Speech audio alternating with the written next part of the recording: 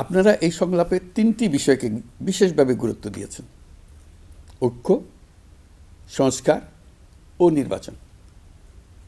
সংস্কার বিষয়ে আমাদের মধ্যে ঐকমত্য প্রয়োজন, এর কোনো বিকল্প নাই।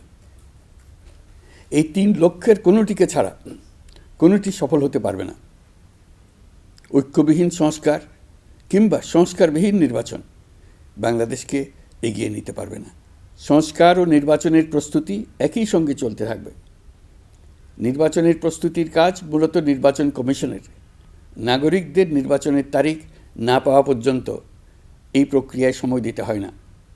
কিন্তু সংস্কারের কাজে সকল নাগরিককে অংশগ্রহণ করতে হবে।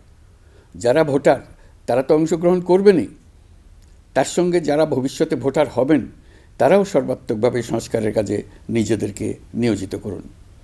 সংস্কারের কাজটা নাগরিকদের জন্য সহজ করতে আমরা 15টি সংস্কার কমিশন গঠন করে দিয়েছিলাম। তাদের প্রতিবেদন আমরা জানুয়ারি মাসে পেয়ে যাব। প্রত্যেক সংস্কার কমিশনের দায়িত্ব হলো প্রধান বিকল্পগুলি চিহ্নিত করে তার মধ্যে থেকে একটি বিকল্পকে জাতির জন্য সুপারিশ করা।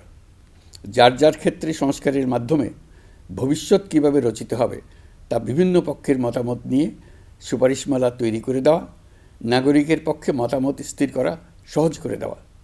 তবে কমিশনের প্রতিবেদনে সুপারিশ করলেই আপনাকে তা মেনে নিতে হবে এমন কোনো কথা নেই।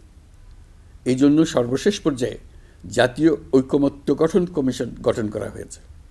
যেমন একটা উদাহরণ দিই, কোন বয়সে একজন নাগরিক ভোটার হতে পারবেন তার জন্য নানা দেশে নানা বয়স নির্ধারণ করা আছে।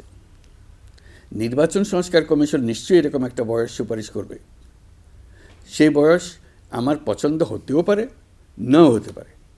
ধরুন আমি তরুণদের তাড়াতাড়ি ভোটার করার পক্ষে। যে যত তরুণ, পরিবর্তনের প্রতি তার আগ্রহ তত বেশি, এই হলো আমার যুক্তি।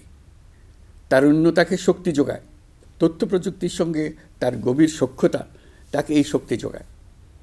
তরুণরা সংখ্যায়ও বেশি, দেশের ভবিষ্যৎ নিয়ে তার আগ্রহী। নিজের ভবিষ্যৎ নিয়ে তার মতামত দেওয়ার জন্য আমি মনে করি ভোটার হওয়ার বয়স 17 বছর নির্ধারিত হওয়া উচিত। নির্বাচন সংস্কার কমিশন কী সুপারিশ করবেন তা আমার জানা নেই, কিন্তু দেশের বেশিরভাগ মানুষ যদি কমিশনের সুপারিশ করা বয়স পছন্দ করে, ঐকমত্যে পৌঁছার জন্য আমি তা মেনে নেব। সবকটা কমিশন মিলে আমাদের সামনে বহু সুপারিশ তুলে ধরবে। আমরা এখন এমন পর্যায়ে পৌঁছেছি যে যাই মতামত হোক না কেন, আমরা দ্রুত একটা ঐকমত্য প্রতিষ্ঠিত করে সংস্কারের কাজগুলো করে ফেলতে চাই।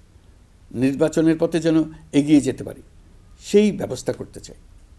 আপনাদের আজকের সংলাপ জাতির সামনে সকলের কাছে গ্রহণযোগ্য এমন একটি প্রক্রিয়া তুলে ধরে আমাদের এই দায়িত্বকে সহজ এবং গতিময় করে দেবে আশা করছি। সংলাপের এই প্রক্রিয়া অব্যাহত রাখার জন্য আপনাদেরকে আহ্বান জানাচ্ছি।